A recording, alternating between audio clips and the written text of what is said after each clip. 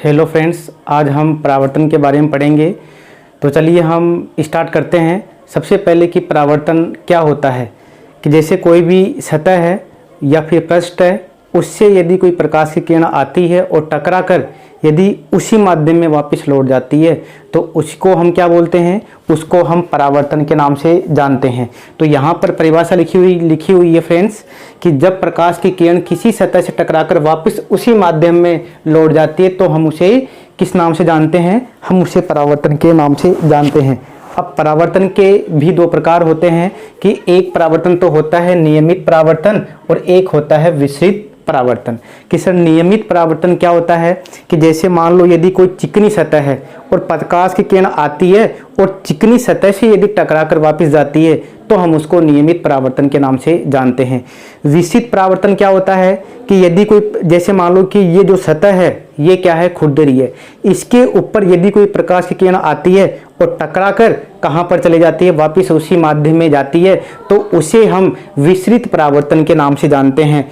जो नियमित परावर्तन है वो हमेशा ही चिकनी सतह पर होता है और जो विसरित जो परावर्तन है वो हमेशा ही खुरदरी सतह पर होता है। जो नियमित परावर्तन है इसमें ये किरणें समांतर आती है और समांतर ही चले जाती है। विसरित परावर्तन में आती तो समांतर है, वापिस जो जाती है उसी माध्यम में तो वो समांतर नहीं जाती है, आगे पीछे हो जाती है।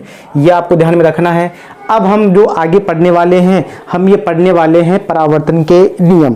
कि परावर्तन के नियम क्या होते हैं। परावर्तन के दो नियम होते हैं।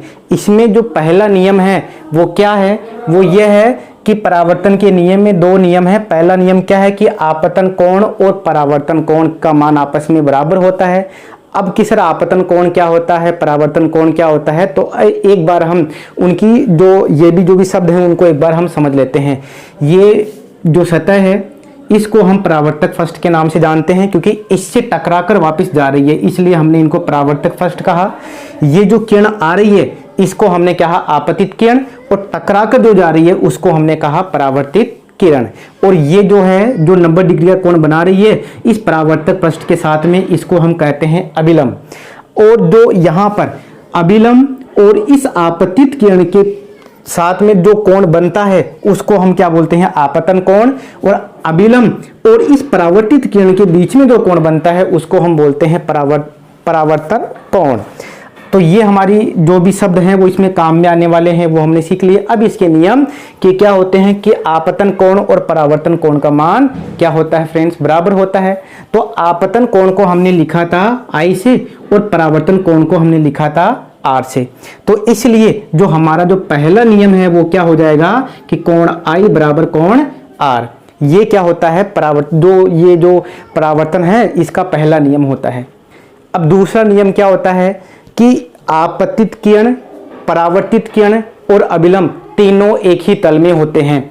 आपतित किरण, परावर्तित किरण और जो अभिलंब है, यानी जो ये जो आ रही है आपतित किरण, ये जो जा रही है परावर्तित किरण और ये क्या है अभिलंब, तीनों एक ही तल में है, ये एक ही तल में है। तो ये क्या होता है, इसका दूसरा नियम होता है। तो ये परावर्तन की नियम है। अब ये दो हमारे पास में परावर्तन के दो प्रकार होते हैं। तो ये एक तो होती है जैसे चिकनी सतह होती है, एक होती है खुरदरी सतह। ये दोनों सतह ही परावर्तन के नियम का पालन करती है।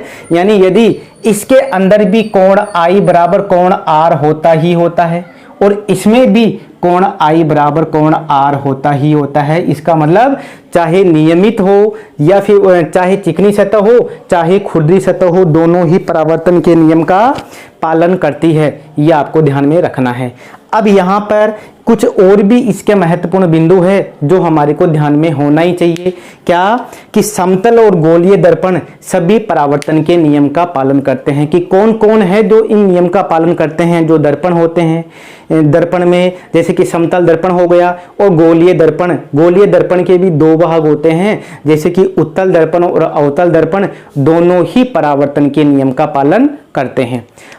तो ये एक इंपॉर्टेंट पॉइंट हो गया।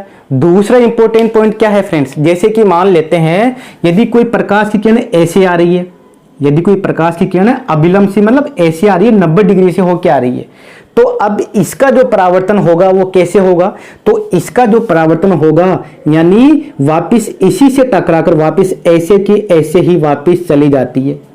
तो इस कंडीशन में जो आपतन कोण है इसका मान और जो परावर्तन कोण है इन दोनों का मान 0 डिग्री होता है।